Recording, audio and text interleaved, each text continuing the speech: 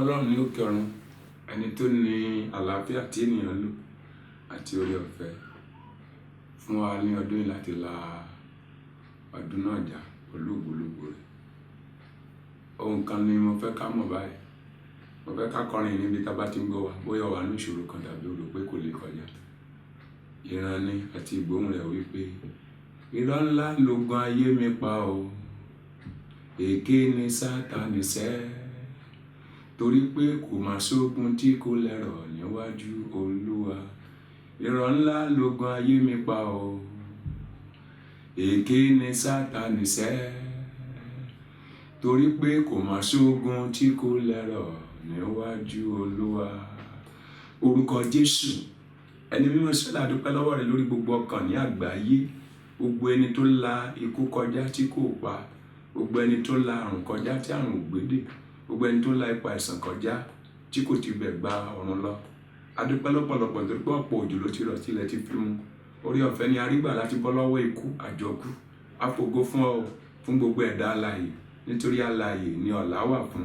Ògo fún yín ní gbogbo ọ̀nà, àti ní òkè òkun, àti ní Nàìjíríà, àti ní ìjọba, àti ní ìgbìmọ̀. Kí oore ọ̀fẹ́ Kristi kó sì gbọ́pẹ́ náà lẹ́nu wa ní orúkọ Jésù Kristi Olúwa wa. Àmín. Èmi tí mò ń bá yín sọ̀rọ̀ náà ni Prophet Moses Múléró, bàbá ọ̀run gbèjà. A ní láti máa yẹ ara wa wò nínú ọ̀rọ̀ Ọlọ́run. Èyí ni a tún fi mú ìṣípayá àti ìran méjì láti mọ eré ìje fún ọdún tuntun tó ń bọ̀. A fẹ́ gbé àyẹ̀wò wò, a sì fẹ́ sọ nípa ìran ọdún tá a fẹ́ mú.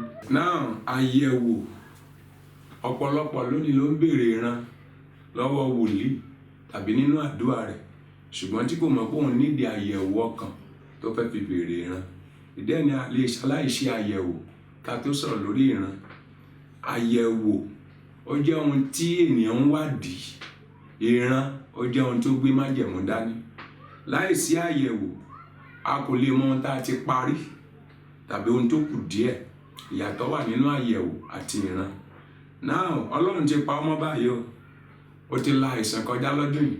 Ó ti la onírúurú kọjá tó sì bọ́ lọ́wọ́ rẹ̀ tí kò yọrí sí ikú tàbí ọgbà ẹ̀wọ̀n fún ọ. Ṣùgbọ́n kankan ló gbé ọ débi ìdánwò yẹn, o lè má kà sí.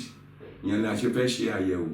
Àyẹ̀wò tá a fẹ́ wò lónìí, ó lè dàbí nǹkan, ṣùgbọ́n ìran ni.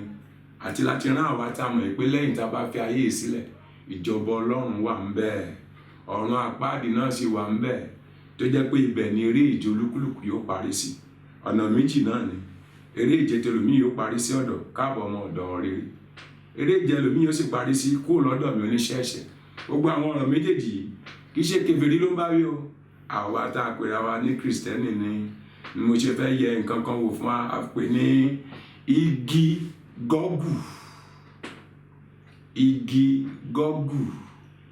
Igi gọ́gù ni mo fẹ́ kí a yẹ̀ wò. Ní ìbẹ̀rẹ̀ ayé, Olúwa dá ọ̀run ayé, ó sì dá èso onírúurú síbẹ̀. Wọ́n igi kan bẹ́ẹ̀ tó pè ní igi ìmọ̀ rere àti èèwọ̀ nínú rẹ̀. Wọ́n sì wà ń bẹ̀ pẹ̀lú igi náà, ṣùgbọ́n ní ọjọ́ kan ìṣẹ̀lẹ́ṣẹ̀ ojú obìnrin ìyá ńlá wa tá à ń pè ní Éfà wo igi náà. Lẹ́sẹ̀kẹsẹ̀ ohun tó ti ń wo ọkàn rẹ̀, ó mú kí Sátánì débẹ̀ láti gbà níyànjú. Láti bá a ṣe rí lónìí pé gbogbo ohun tó bá ti wo ọkàn wa tàbí tá a fẹ́ràn rẹ̀, sinimá ni o, àwòrán kan ni o, tó ti gbádùn mọ́ ọkàn rẹ̀, dandan ni o lè fi lálàá. Dandan ni o lè tún bá pàdé nínú ìran òru torí pé ó ti wo ọkàn rẹ̀. Èso yìí ó paradà, ó di ègún bí a tilẹ̀ ṣe rí nínú Genesis orí 3. Kété tí wọ́n jẹ èso náà lọ́jọ́ náà, Bíbélì pé kíní kan farahàn. Nǹkan tó farahàn lọ́jọ́ náà la tún wò ní ìsinsìnyí. Ohun tó farahàn lẹ́yìn èso náà ni ìhòhò. Kí ló gbọ́ mọ́mì tí mo sọ? Brọ́dà yẹn kí ló gbọ́ tí mo sọ? Ìhòhò. Lẹ́yìn tí wọ́n jẹ èso yìí tó dá fojú, lẹ́yìn èso náà ìhòhò ni ó farahàn nínú rẹ̀. Ẹ máa bá mi ká lọ. Nísinsìnyí Ọlọ́run alágbára gbé ọ̀gá yẹn lógo fún ìṣípayá yìí láti mọ̀ nípa igi kan tí gbogbo ènìyàn súnmọ́ láti máa jẹ onírúurú èso nínú rẹ̀. Àwa mọ̀ yìí pé ìwọ mọ̀ sí ìkẹyìn àti àwọn ikọ̀ rẹ̀, kí àwọn ènìyàn kí ó lè rántí ìkẹyìn, kí wọ́n lè sọjí. Kó má jẹ́ pé eré dúkìá nìkan là ó sá, bàbá a fẹ́ kẹ́ ṣí àwọn tí ń gbọ́ mi níyè, a fẹ́ kẹ́ ṣí wọn lójú, a fẹ́ kẹ́ kó àsíá tọkàn mi ni mo ṣe, àsíá Bábílónì, ẹranko ìgbèkùn àti ìlú ìnira, a fẹ́ kẹ́ ká kúrò lọ́kàn wọn kí wọ́n lè ríran, kí wọ́n kàn lè ní òye, kí wọ́n lè mọ ohun tí wọ́n fẹ́ sá fún, kí wọ́n lè mọ ohun àtúnṣe, torí pé ìlérí ń dóde wọn. Olúwa gbà bẹ́ẹ̀ kó ṣe bẹ́ẹ̀ nípasẹ̀ Jésù Kristi Olúwa wa, àmín. Bíbélì wípé igi náà sì dára fún ojú, nítorí náà ìyá ńlá wéfà sì ń wo igi náà, lẹ́sẹ̀kẹsẹ̀ ọ̀tá dé tá à ń pè ní ejò, ó sì gbà ní ìyànjú, ó yí ọ̀rọ̀ Ọlọ́run padà mọ́, ó sọ ohun tí ó ní ẹ̀rù di àìlẹ́rù, ó ní má mà dá Ọlọ́run lóhùn, ó ní ó mọ̀ pé tó bá ti jẹ èso yìí ìwọ ó dàbí Ọlọ́run ọ̀gá ògo. Ṣé ó ṣeé ṣe kéèyàn dàbí Ọlọ́run? Kò ṣeé ṣe, ṣùgbọ́n nítorí pé ó ti wù ú, ìṣẹ̀lẹ̀ wá ṣẹ̀ bí wọ́n ti jèso náà tọkọ jẹ, ìhòhò farahàn sí àwọn náà àti sí Ọlọ́run. Lẹ́yìn ìsáǹsá bẹ̀rẹ̀, ènìyàn bẹ̀rẹ̀ sí lọ fira rẹ̀ pamọ́. Ní ìgbà náà wọ́n ṣákò níwájú Olúwa, wọ́n ní àwa gbóhùn rẹ Olúwa, iṣẹ́ pa àgbọ́ ṣùgbọ́n a wà ní ìhòhò. Àkọ́kọ́, ènìyàn mọ̀ pé Ọlọ́run ò gbọ́dọ̀ wo ìhòhò, Ọlọ́run kórìíra ìhòhò. 2, ènìyàn gan mọ̀ pé ìhòhò ara wọn máa dójú tì í. 3, ènìyàn mọ̀ pé nínú ìhòhò ni àṣírí ohun tá a dá, ó pupa ni o, ó dúdú ni o, arẹwà ni o, oníkọmálára ni o, nǹkan kan jẹ́ àléébù rẹ ni o. O ti mọ̀ pé aṣọ ní ń bò ó, ọjọ́kọjọ́ tí aṣọ bá ti kó lára èèyàn wà ní ìhòhò. Nítorí náà ẹnikẹ́ni kò sì ní lè wọlé tó ìhòhò rẹ bí kò ṣe pé ẹni tí a pè ní tọkọtìyàwó. Lónìí ẹ wá wò igi gọ́gù, èso igi gọ́gù ni ó paradà báyìí tí à ń jẹ nínú ayé yìí tó sì ní wa lára. Èyí la rí nínú ìsíkẹ́ 39 láti ẹsẹ̀ kínní rẹ̀. Ó ní báyìí ni Olúwa wí sí ìwọ gọ́gù. Kí ló wí? Ìwọ tó ń gbọ́ mi báyìí, ìwọ náà ṣí Bíbélì ẹ kó máa kà á. A sọ ọ̀rọ̀ fún gọ́gù. Nígbà tí a parí iṣẹ́ gọ́gù, a fi ègún àti ìparun tì í fún gọ́gù. Nítorí pé ó mọ̀ pé ohun tí ń bẹ lọ́wọ́ gọ́gù, iṣẹ́ ìhòhò ni ó ṣe. Ìhòhò wa lónìí ti lé àwọn áńgẹ́lì dànù. Ọ̀pọ̀lọpọ̀ ìjọ ni áńgẹ́lì ti sá lọ nítorí ìhòhò. Torí ìhòhò, òun ni ọmọ Nóà fi forí kó ègún lọ́dọ̀ bàbá rẹ̀. Kò ṣe ohunkóhun jù bẹ́ẹ̀ lọ. Ó ní ẹ wá wo dádì wa, ó mutí yó, ó wà ní ìhòhò. Bàbá rẹ̀ sì rí pé ó rí ìhòhò òun, ó sì ṣépè fún, kò ṣe jù báwọn náà lọ. Ìhòhò nìyẹn. Ìhòhò lónìí, igi gọ́gù ó ti fún wa ní ìran ìhòhò. Bàbá ń hòhò ọmọ rẹ̀ nínú ìmúra òdì.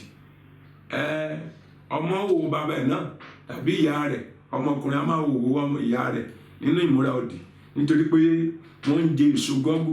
Kí ni èso gọ́gù? Èso ọ̀làjú. Èso ọ̀làjú. So nítorí ìdí èyí yóò ti mú kí àwọn baba ńlá wa sá níwájú Ọlọ́run nígbà náà nítorí pé wọ́n wà ní ìhòhò. Bẹ́ẹ̀ náà ni lónìí ó mú kí àwọn ẹ̀dá ọ̀run sá fún àwọn ènìyàn tí à ń pè ní áńgẹ́lì Olúwa. Àwọn áńgẹ́lì Ọlọ́run wọ́n sá nínú ìjọ, wọ́n sá lé Kristẹni nítorí ayé wọn ti di ìhòhò. Ẹ̀rí ọmọ tó ti bàlágà, ìyá bàbá rẹ̀ ń wo ìhòhò rẹ̀ nínú ìmúra òdì. Nígbà tí ìwé Sèfáníà sọ fún wa pé yóò sì ṣe ní ìkẹyìn yìí, ẹkún àti ìparun yóò wọlé bá àwọn tí ń fò ní ìloro, àwọn tí ó fi ìmúra àjòjì bà ilé Olúwa jẹ́. Ṣé Báíbù wà lọ́wọ́ rẹ̀ bó ti ń gbọ́ mi? Sèfáníà chapter 1 orí kìíní ní jẹ́bẹ̀, kà láti ẹsẹ̀ 4 sí 5 sí 6. Wà bá ń bẹ̀, ó ní àwọn ọlọ́lá. Lónìí náà ẹ sì rí pé àwọn ọlọ́lá, a ní ó ṣe múra báyìí bí òtòṣì, ó ṣe múra bí tálákà. Nígbà tí a sì ń fi ìhòhò hàn nílé tí Olúwa bá ti ń jọba, áńgẹ́lì máa wà níbẹ̀. Níbi tí áńgẹ́lì bá ti wà níbẹ̀, ó kórìíra ìhòhò. Níjọ́kíjọ́ tí ìṣẹ̀lẹ̀ bá ti ṣẹ̀ nínú ilé náà, tí ìhòhò ti dé, àwọn áńgẹ́lì àṣekínní wọ́n fi ilé náà sílẹ̀, torí pé kò ṣeé ṣe fún àwọn áńgẹ́lì láti máa wo ìhòhò, nítorí pé àwòrán Ọlọ́run ni a pè, a sì dáṣọ bò. Èyí ló mú kí Ọlọ́run kọ́kọ́ gba awọ lára ẹran ní àkọ́kọ́ pé tó, nígbà tí ẹ ti mọ̀ pé ẹ wà ní ìhòhò, kémi àti yín tó tún sọ̀rọ̀ míì. Ó gba ẹran, ó pa ẹran, fi awọ yẹn bò wọ́n, ó bò ìhòhò ọkọ, ó bò ìhòhò aya, kó tó wá fún ọ ní judgment. Mọ́mí wa, ìfarahàn ànádà ó ti lọ.